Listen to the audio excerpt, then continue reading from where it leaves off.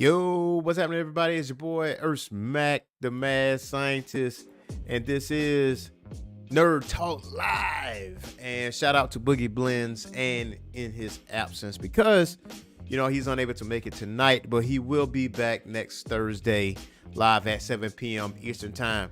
Check it. We have a whole bunch of stuff to cover over the past week. We got some geekdom news for you guys. For everything that you want, it's right here on Nerd Talk Live for the Orange Phoenix Show. Now, as you saw on the thumbnail, Borderlands released their trailer, and it delivers on the trailer. I mean, we heard rumors, we heard all this circulation about Borderlands having a movie, and most notably, Kevin Hart was supposed to be in the movie, right? And this was maybe, I would say, about 2 years ago that this news surfaced, but after a period, people start to forget about it and everything else in between. And then fast forward, we get this teaser trailer, and then it's like, oh, the full trailer is going to be released the next day. And then we get the full trailer, and I'm gonna tell you right now, it looks like some chaotic goodness, man. And the cast is pretty damn good. Starting off with Kevin Hart as Roland, Bobby Lee as Larry, Kate Blanchett as Lilith, Gina Gershon as Mad Moxie, Ariana Greenblatt as Tiny Tina, as some people may know as Tiny Tina Wonderlands, Jamie Lee Curtis as Dr. Patricia Tannis, Florian Montano as Krieg, Jet Black as Claptrap, Janina Gavankar as Commander Knox. So it looks like a pretty stellar cast, and I'm a huge fan of Jamie Lee Curtis and all of her work. Now, some people had some, felt some kind of way. Let's put it like that. Felt some kind of way about Kevin Hart being in Borderlands. I mean, obviously he has, a comedic spiel to it, and it seems like he's in a somewhat of a serious role. Now, I'm not claiming to be a Borderlands savant, because my first brush with Borderlands, I will say, was Borderlands 3. Don't crucify me, ladies and gentlemen. Borderlands 3 was like my first Borderlands game, and I'm going to tell you right now, I absolutely, positively love the game and everything else that it had to offer. And considering the fact that it was like post-apocalyptic, and you was vault hunting, and there was a storyline behind it, and you had all these neat guns you could use, all these neat weapons you can use, and had all these, everything wrapped up in a bow. Like, whoever thought about Borderlands as a franchise, like it's pretty genius. Honestly, it was something different, and there's no was in it. Like, it deserved a movie, and it's a movie that you could easily do. It's a movie you could easily shoot. I mean, there's post-apocalyptic movies everywhere, right? Mad Max, from the 80s. Like, I mean, that's probably like the most post-apocalyptic you can get is Mad Max Beyond Thunderdome. So those the vibes that I do catch when I saw that, that I did catch when I saw that trailer. And Kevin Hart won't be, even though he's in the movie, I feel like there's going to be other people that's going to outshine him as far as like adding ability or whatever. But I understand that Kevin Hart is, expanding his range, if you will, and outside of the comedic realm, and he's trying to get into more of a dramatic or serious roles. And I just recently seen him in the movie Lift. Now, Lift is not exactly stellar, I mean, it's straight for what it was, but it's a movie that I like, I ain't gonna see it again. You know what I mean? I mean, from so many comedic roles that I've seen him in the movies, to see him, switch over to a more serious role, it's kind of hard to see. I mean, to be like this smart thief or whatever. Not saying he's not smart, because he's definitely smart. You got Heartbeat Productions and everything else in between. But like in the movie, I was like, I ain't feeling it, because I've seen heist movies. We all have seen heist movies, like Ocean's 11, 12, 13. By far the best heist movies you can never come across. And then, of course, you got The Italian Job. The Italian Job is definitely one of the best heist movies out. And then if you want to go to series, there's a heist series on Netflix as well. So, for looking at this Lift movie and seeing his role in it, I see his attempt into expanding his portfolio as far as, acting is concerned. So, I mean, let's just say the trailer didn't necessarily sold me. Not with him, but I think with anybody else. Like, I think Jamie Lee Curtis and Kate Blanchett and Rosa Tiny Tina. I'm like, all right, that might be something. But this movie is not designed to be a serious type movie. Like, this is post-apocalyptic. It is chaotic fun. It is going to have some comedic moments in it. Now, Eli Roth is the director of Borderlands, and he states, and I quote, per CBR, there's an absolute sense of mayhem and total insanity and fun that's in the game that is infused in every frame of the film. Now, Eli Roth goes on to say about the film's trailer, it's got science fiction, it got creatures, it got a bit of Star Wars, it got a bit of Mad Max, it got a bit of Barbarella, all these sci-fi influences and that I love, I got to throw in one insane blender. Borderlands has the potential to be multiple movies, not just one. Like, considering the success of this movie, it would tell you what's going on. Now, historically speaking, video game movies haven't been the best. I was born in 85, right? So I grew up with Super Mario Brothers as a movie. Now, mind you, I like that movie. It's a terrible movie. Don't get me wrong. It's a terrible movie, but I do like the movie. Street Fighter with Jean-Claude Van Damme. Love the movie. It's like a guilty pleasure of mine. It's like a comfort movie, if you will. Yes, the movie is terrible, but I liked it. I don't know what it is. I liked it. And there was other terrible video game movies like House of the Dead. Yes, there was a House of the Dead video game movie. God awful. Please do not watch that. Don't do that to yourself. And then, of course, you got the Legend of Chun-Li, Street Fighter. Terrible, terrible, terrible, terrible. No, that is not my guilty pleasure. Don't even ask. Chun-Li, Legend of Chun-Li is not my guilty pleasure when it comes to that. But lately, video game movies have been hitting it hard. They definitely been getting it in. They definitely been doing their thing as far as success is concerned. Like, let's start with Sonic the Hedgehog. Sonic and Sonic 2. Successful. Go before that, Detective Pikachu. Successful. There's a Knuckles series that's coming out, and it will be successful. Super Mario Brothers. I went to go see that in movie theaters. Absolutely, positively love that movie. Every nook and cranny of that movie, absolutely love. We got Resident Evil. Resident Evil was a commercial success in some facets. Now, as far as the fan base is concerned, it's like, it's mixed. It's mixed. I mean, it's not hard to make a Resident Evil movie. I mean, the lore is right there in front of you. I mean, Netflix had the audacity, the unmitigated gall to actually deviate completely from the series, to have these brand new characters and say, oh yeah, the fans will love this. What happened? Got canceled within the first season, like we freaking told you it was going to happen. Like, we're not going to watch that bullshit. Like, we weren't going to do that. We weren't going to do that. Like, Welcome to Raccoon City. That was probably the closest to the video game that you could get. And somehow, some way, it kind of missed the mark a little bit, but it was the closest thing. Now, you got Borderlands. Borderlands have the potential to be in that short list of successful video game movies alongside Sonic the Hedgehog, alongside Super Mario Brothers. It has that potential. I mean, if you look at some of the video game movies or video games that's out there that we've deemed as a movie, like Metal Gear Solid. Metal Gear Solid can easily be a movie. Metroid easily could be a movie. Could be an ongoing series, man. Like, it crazy. Like Halo, I mean, there's some fan bases that, some people in the fan base that didn't like Halo because, Master Chief took off his helmet and that was the big thing. And, even though the actor himself said, that might have been a mistake. It's whatever.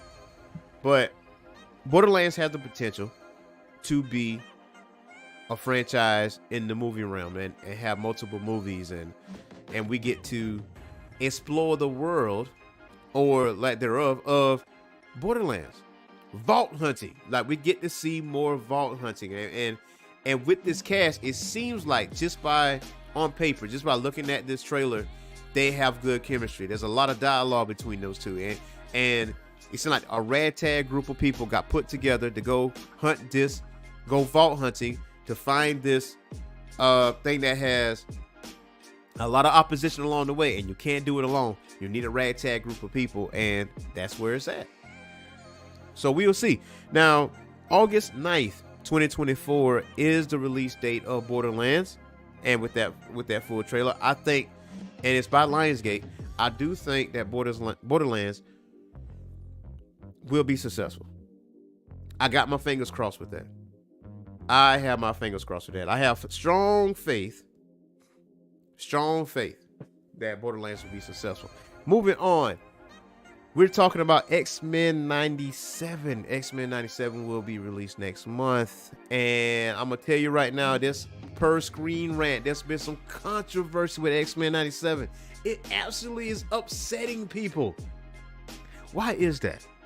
We're gonna explore further. According to Screen Rant, Marvel has been the subject of controversy after the release of the trailer for the upcoming X-Men 97 revival, but these criticisms are completely unfounded. After Disney acquired 20th Century Fox properties in 2019, Marvel Studios established Marvel Animation in order to develop new MCU TV show for Disney Plus, including What If, Marvel Zombies, Eyes of Wakanda, and Your Friendly Neighborhood Spider-Man.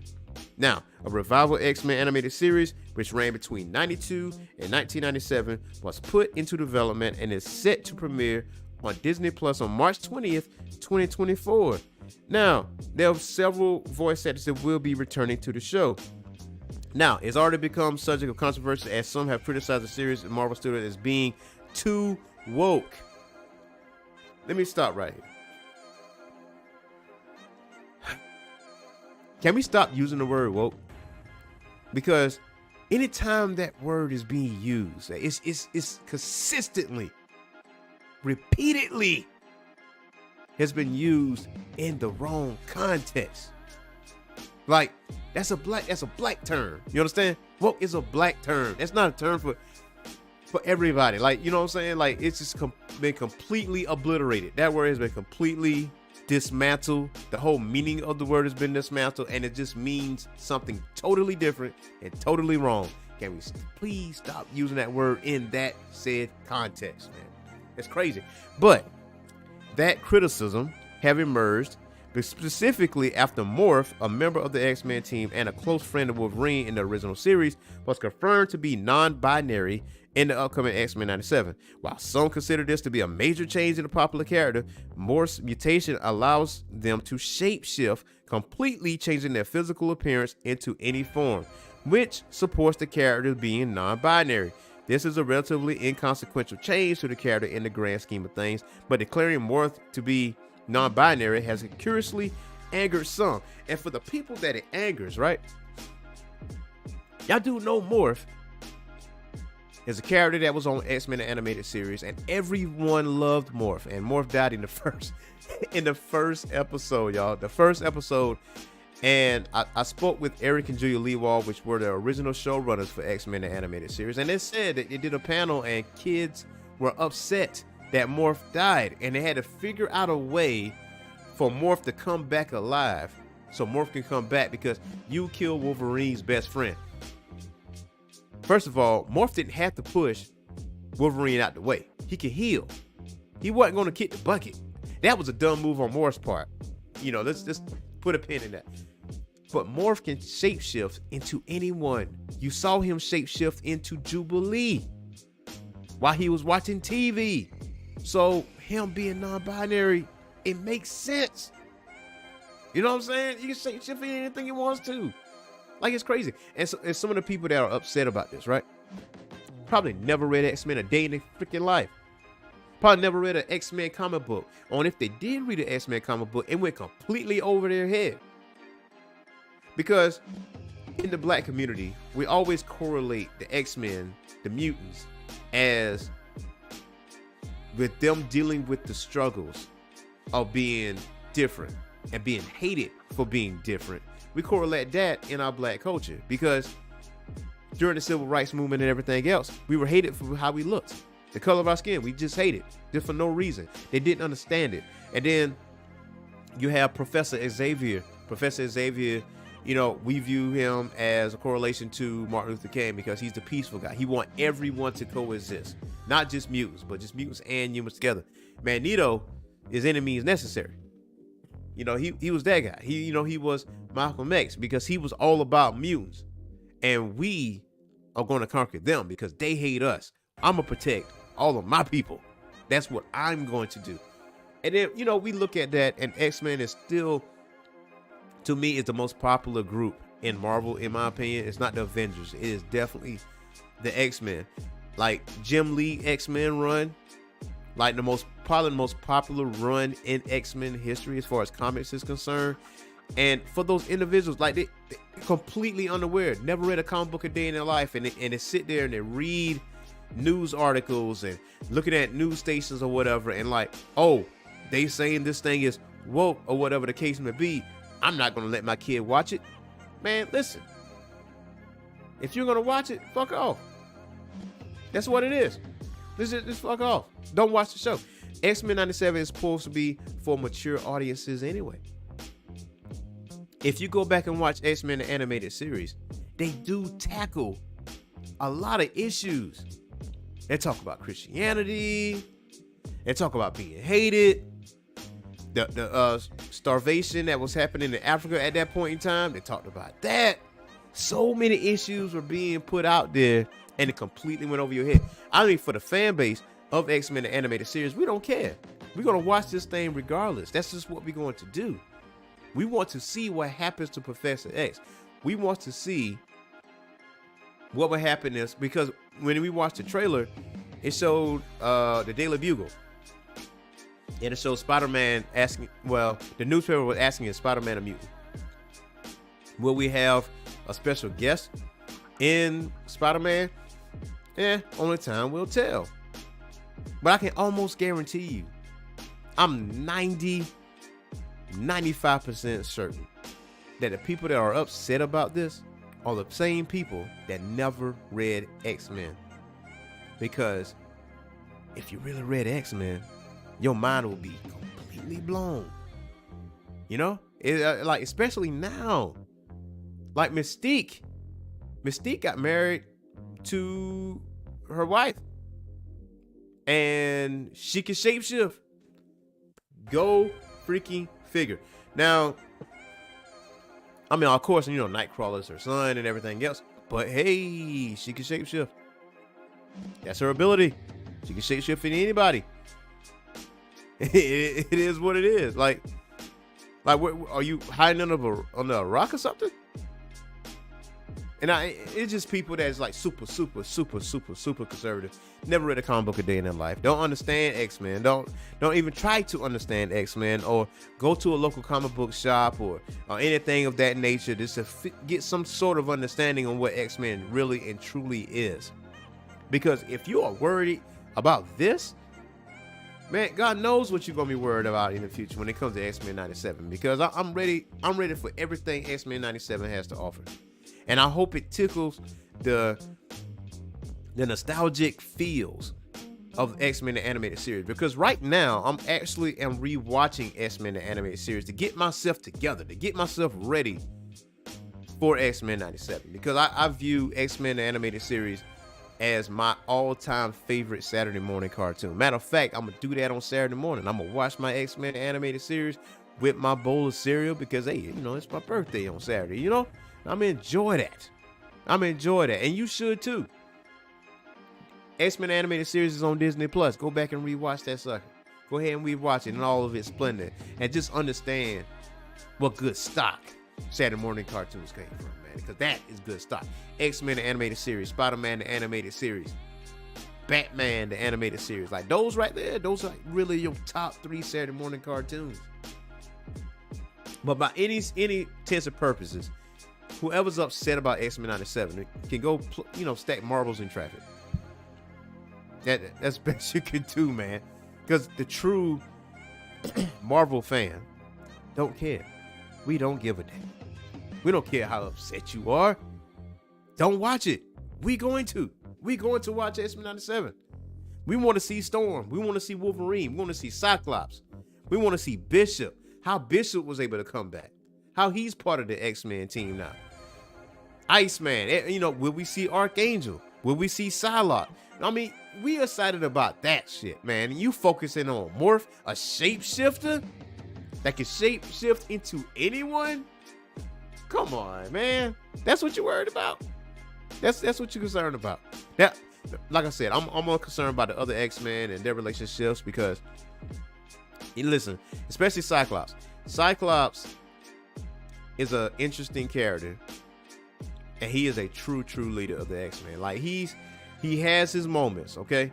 He has his moments. I understand in some cases why Cyclops gets some hate, but he is a leader, man, and he's all about mutants. And I think the closest person to Magneto, of having some sort of a Magneto mentality, would be Cyclops. To me, just my opinion, I feel like he's the best of both worlds. I feel like he's part Professor X, he's part Magneto. Depends on which side of the fence he on that day. And if he just so happened to be on the side of the fence that Magneto's on, he might be a very dangerous character to contend with. Very dangerous character. But only time will tell. But hey, that's it for X-Men 97. And moving on to Helldivers 2 gets a major update over the weekend. Now, I have spoke ad nauseum about Helldivers 2 and the success of Helldivers 2. $40, maybe an extra 20 if you want like the stratagem hero on your ship. They could play the arcade game on your ship and get some cosmetics, but you don't really have to do that. You can earn the cosmetics. This game is the game of 2024. You understand? The game of 2024. Now, I know 2024 just started. I get that. I understand that. But Helldivers 2 is by leaps and bounds better than any shooter I have played. It's unlike anything that I have played. I haven't seen a support like this on any game I have played from Nintendo original up to now. This is the only game, and I'm not exaggerating. This is no bullshit. Dead ass. This is the only game that got this much support and no toxicity. You can't, a game that wants to unite all consoles. Xbox doesn't have it, but PlayStation and PC owners like, yo, bring the Xbox cats over here. Let them get a piece of this action on Helldivers 2. Let them become part of the war and everything else in between. So much, in fact, there was no one selling in its Sony PlayStation Play Store over Fortnite. Number one. It is number one over Fortnite and over Call of Duty. It surpassed the concurrent player count of GTA 5 and Destiny 2. Capped off at 500K. 500,000. All right? They put up a server and say, hey, you know what? 450K, it will keep us stable at its limit. So if it's past 450K, you possibly cannot get in. Which leads to those updates, which the 450K server limit. Okay. All right. That's an update, right? Well, here's the other major update. And that was as of today. This major update stops AFK players because considering the fact that over the weekend, it was double XP and everything else in between. Starting during the week, you still couldn't get in that bitch. You still couldn't get up in there because servers was at capacity. A happy problem to have. But one of the reasons why people was at capacity, servers was at capacity, because people that were able to get in finally, they go to bed still in game. So there's no time limit on the AFK. So they can stay, they can get up, go to work for 8 hours, come back. Guess what? Still in the game, right? I can get back in there. You ain't about to kick me out because there's no timer. So the developer, being who he is and being as attentive as he is, every day, every few hours, just updating us on what's going on, finally one of the major updates is an AFK timer. So if you go past 15 minutes and you're not moving, you're not doing anything, guess what's going to happen to your player? You out of there. You're gone. Because that leaves room for other people to get in the game to play Helldivers too, man. I mean, you capped off at 500K. You got to keep that momentum going. For $40, you're not getting nickeled and dimed. You spend Call of Duty, you spend $70 on the game. Now you got to pay a battle pass to get some extra shit, like some extra guns, some extra skins and all this other jazz. An extra 20, 30 or whatever. The biggest, listen, I was a victim. Reluctantly so. I had Modern Warfare 2. And played it. It was cool. Whatever. Modern Warfare 3 comes out. $70. I look at the trailer. I played the demo or the open beta, and I was like, this is no different than Modern Warfare 2. Why are you charging me $70 for this game? And this is no different than Modern Warfare 2. You adding zombies in there. Woo, whoop-de-doo. Still not worth $70. So I only bought the game just recently, like maybe a couple months ago, because, hey, all my friends have it. So might as well join in on the fun, right? Peer pressure's a mofo. I only played it for like maybe a couple weeks or whatever the case may be. Played the multiplayer. That was cool. All right. Still ain't worth $70. Felt like a clown. Straight up. Clown behavior. I was a clown on that one. Shame on me. But Helldivers 2 though, worth every single penny. When the servers are at capacity over the weekend, that's a happy problem to have, man. This is leaps and bounds. And of course, other AAA companies are going to try to copy this formula and make this work for them, because you got a smaller company that got all these players coming, man. Like, we tired of this game. We're going to play Helldivers 2. We're going to jump into that. Because social media, word of mouth, it wasn't even like used marketing for this game. It was word of mouth, social media, people posting funny clips. And if you playing with randoms, everybody is welcoming. If you didn't know much about the game or whatever, or how to play, or the mechanics of the game, guess what? You got some people in the random section. They're going to help you out. They're going to get your XP up. They're going to get your level up. They're going to teach you the ways, to get the war, to win the war or whatever, because it's a live game and everybody a part of it. They asked the developer, is it going to be PvP eventually? He says, hell no. It's never going to be PvP. It's going to always be PvE, because I don't want that toxicity up in my game. And he's right. It is what it is. Listen, like I said last week, if you want some grown man shit, you play some Helldivers 2. You know what I'm saying? Like, this is deja vu for me, and I'm gonna speak in for my opinion. This is deja vu for me because, I was an avid Call of Duty player. Then Battlefield, I was introduced to Battlefield Bad Company 2.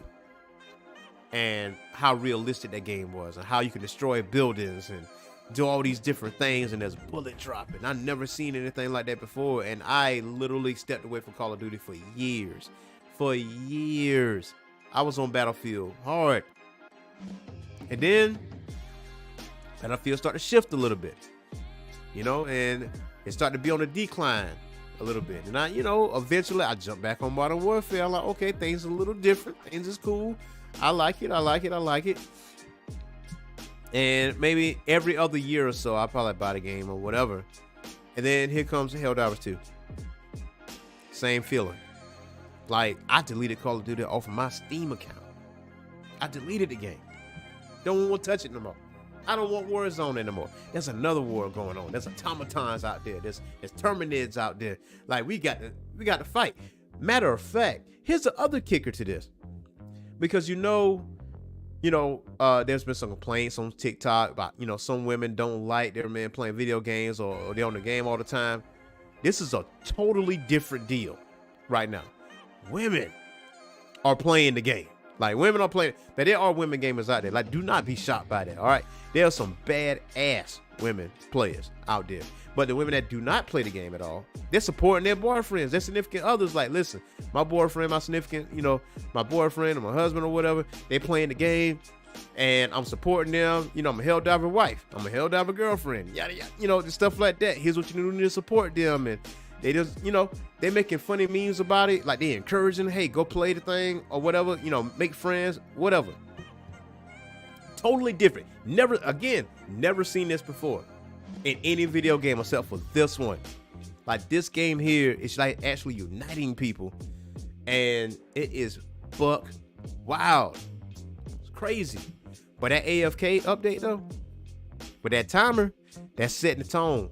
Now, because I looked at the concurrent play count for Steam today, and it was like maybe 234,000 or something like that. Because over the weekend it was like 450. Now that the AFK timer is on there, like, of course the player drop, it's gonna happen, so whatever. But long as they stay consistent with this game, and long as they add more vehicles to it, or more enemies, because there's a whole map that's like blacked out that you do not see. Like, this game can be completely like revamped, like different planets and everything else to visit, different enemies to fight. Maybe enemies will unite. You know what I'm saying? Maybe we may unite with some enemies that we used to fight from before. You just don't know. All I know is I was a day one cop guy. I caught that game on day one. And I've been in the trenches ever since. Absolutely love that game. And if you do not have Helldivers 2, now will be a good time to get it. Now that the AFK timer is on there, now's the perfect time to get it. For only $40, you're not really wasting no money. And it's definitely $30 less that you would pay for a game that's gonna nickel and dime you.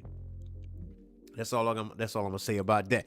Now, also, most recently, Final Fantasy VII Rebirth hit us in the fields with a trailer, and IGN hits us with a rating for Final Fantasy VII Rebirth. I'm gonna tell you right now, Final Fantasy VII came out in '97 on PlayStation, and I will never forget the magazine article that I read. It was GamePro magazine. I remember it vividly, and it says, "Watch your pupils dilate." And that was the scene where Sephiroth was taking Jehovah and looking at it in the face. And with that caption, "Watch your pupils dilate." I remember getting Final Fantasy VII from Walmart. My mom took me to go get it. And I had a memory card, thank God. And I was playing that thing religiously. I absolutely love Final Fantasy VII. Final Fantasy VII is the reason that I jumped into RPGs in the first place, and I explored and dived into other RPGs that's out there, and come across some other games that's better than Final Fantasy VII, RPG wise. Final Fantasy VI, I'm still 10 toes on that. But I played Final Fantasy VII Remake on PS4, and I absolutely loved it. I put in some mad hours for it. After I beat the game, I was pretty much done with it at that point in time, because that just was part one. I'm waiting on part two and what's going to happen with part two, right? And then Final Fantasy VII Rebirth will be released February 29th, which is next week. And the trailer came out, and man, it's going to be some good times. Some mini games, and hopefully go to the Golden Saucer. And this is the middle ground. And I noticed they are deviating a little bit from the main story that we know and love, and that's a good thing, because if you're gonna do a remake, do something different. You know what I'm saying? Just alter it a little bit. You'd realize that in the first game and remake that there was some deviation there. Will Aerith, will she stay alive? And also, according to IGN, it got a 9 out of 10 on IGN before the game was released.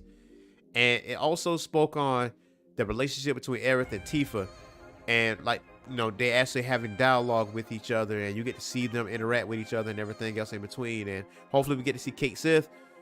We get to see side stories with Barrett. Hopefully we see Sid, Yuffie, and all the other characters, because that middle ground where we left Midgard and go out into the world map, that's when things get a little bit more, a lot more interesting. But I am curious on how far did we go in the Rebirth before we have to wait a few more years before the final act of Final Fantasy VII. But the combat system looks flawless. It looks very similar to Final Fantasy VII Remake, because I feel like with that battle system that they had in the first game, it was really good. And I think that what they did was they did a rinse and repeat, but add a little few tweaks to it. And they added mini games, and there's going to be side quests and other things that you could involve yourself in. Then one thing I was curious about was, like, any of your stats from the previous game, will it transfer over to this game?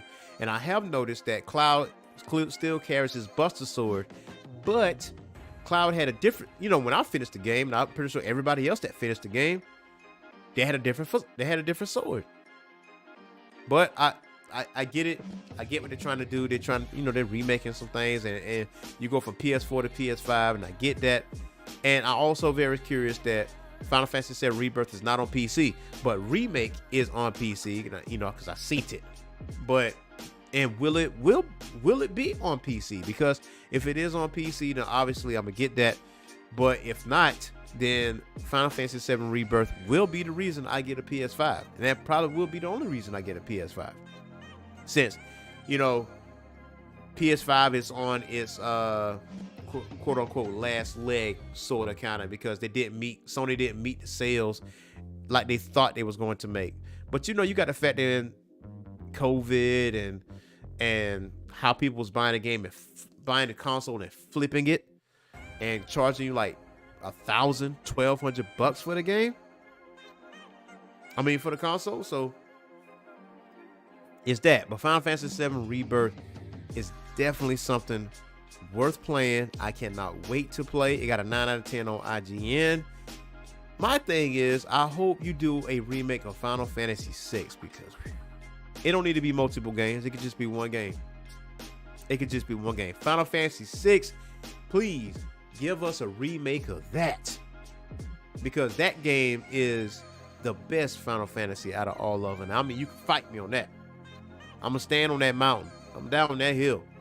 Final Fantasy VI is the best Final Fantasy. But Final Fantasy VII, for me, it what got me into RPGs in the first place. Everything. I mean, I played that game from cover to cover, from back to front, and from front to back.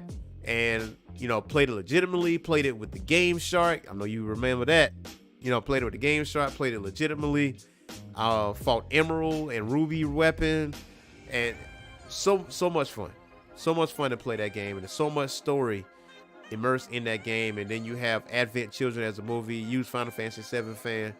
But hey, we'll see what happens with Final Fantasy VII Rebirth. Let's see how the fans actually feel after they play the game, or how they will receive it. Because we already got IGN's review, and IGN reviews is a little shaky. You know what I mean? They have their picks. You know what I'm saying? And we'll see what the fan base say about that. But guys, that is our show for tonight. We will be back on Monday at 7 p.m. Eastern Time. Myself and Vivo will be breaking down Ninja Kamui and Solo Leveling. All right, and we'll be back on Tuesday for Pro Wrestling Talk. And next Thursday, myself and Boogie Blends will return for some more geekdom goodness. So until next time, y'all. Peace.